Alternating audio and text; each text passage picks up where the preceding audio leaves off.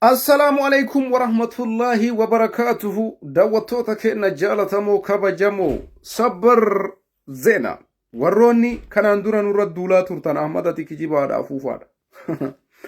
Ani sababa malee gabaasa tokko isin biraan hin ga'u. Sabbar zeena dubbiin jajjabaa murtee ajaa'ibaati. Jalqaba irratti paarlaamaan guyyaa har'aa dhimma ulaa galaanaa irratti waan uf duuba deebii hin qabne ta'uu pirezidaantiin Itoophiyaa Taayyee Asqasillaasee dubbatee jira. Bal'ina isaa isin biraan genna. Lammaffaa irratti waan nu isinitti himaa turre ka isin nu falmaa turtan olola ooftaa jechaa turtan Eertiraa meeshaa waraanaa Tigreen meeshaa waraanaa Eertiraa irraa fudhachaa jirti. Meeshaa waraanaa Eertiraa ka kennaa jiru Masriidha. Hanga Suudaan hin bahutti piliis mootummaa Itoophiyaa irriba irraa ka'aa dammaqaa jennee kadhachaa turre jechuudha. Har'a addabaabayi irratti wanti baatii dabran kana guutuu kijiba olola nuun jechaa baatan ifa bahee jira. Gareen Dabra Tsiyoonfaatii kumaandoo haaraa leenjisee eebbisee xumuree jira. Amma booda qophii keenya xumurree Tigraayin injifattee jechuudhaan jalqabanii jiran Dabra Tsiyoonfaatii.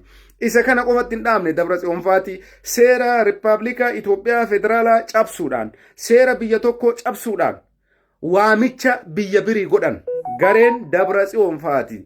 Xilaanni xilaata kootii fira kooti. Isin kaleessa xilaata keenya turtan. Har'a garuu isin wajjin rakkoon qabnu. Koottaa wajjin dhaabannee xilaata keenya balleessina. Koottaa wajjin dhaabannee rakkoo keenya kaleessa jiru furree xilaata keenya irratti xiyyeeffanna jechuudhaan gareen Dabra Tsiyoon hin hoogganamu Dabra Tsiyoonfaatii walgayii guyyaa kaleessa xumuran irratti waamicha Eertiraadhaaf godhan. Kuni seera biyyaa cabsuu keessaayis biyya kam keessattuyyuu hin jiru kun. Akkamitti biyyi takka naannoon tokko biyya biraatiin nafaana dhaabbadhu kottuu mootummaa federaalaa weerarra jedhee mootummaa biyya ofii irratti biyya biriif waamicha godha. Kanarratti mootummaan Itoophiyaa deebii isin deebiftan isin eegaa jirra jechuudha. Eertiraan already meeshaa humna diroonii ittisu qopheeffannee jirra jette, meeshaa gahaa qopheeffannee jirra jette, amma booda qophoo hunda xumurre. Kanaafuyyuu Eertiraan koottaa nu faana dhaabbadha Abiyyi aangorraa kaafne. Akkuma kaleessa nu gargaartanii Mangistuu Hayilamaariyaam biyyarraa baaftan har'as Abiyyi nurraa kaasa aangoon nu deebisaa jechuudhaan siyaasiif waamichi dhiyaatee jira. Mootummaan Itoophiyaa kanarratti tarkaanfiin mootummaa Itoophiyaa isa tokko qofa ta'uu qaba. Dabra Tsiyoonfaatii ergamuudhaaf murteessan. Meeshaa waraanaa fudhatanii Eertiraa irraa Itoophiyaa rukutuudhaaf murteessan. Garuu Itoophiyaanoo warra meeshaa isaanii kennu san rukutuu qabdi jechuudha.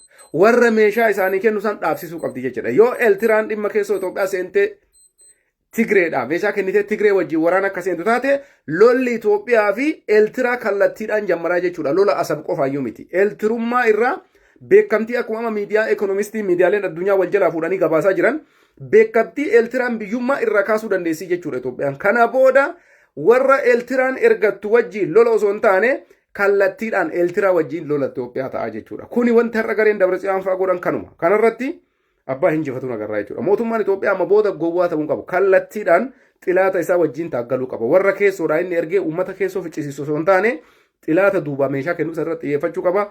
Wanti gareen Dabra Tsiyoonfaa godhan biyya kamirrattuu seera kamiinuyyuu waan fudhatama hin qabnedha. Kanarratti deebii mootummaa federaalaa ina odeeffannoolee hedduu gama yuutuubiitiin gad isin dhiifnee jirra. Feesbuukii kennas tiktookii kennas dhageeffadhaa oduu gaggabaabaa isin biraan ga'utti fufna. Deebii mootummaa federaalaa ina isiniin jenna. Yeroo gaarii qabaadhaa.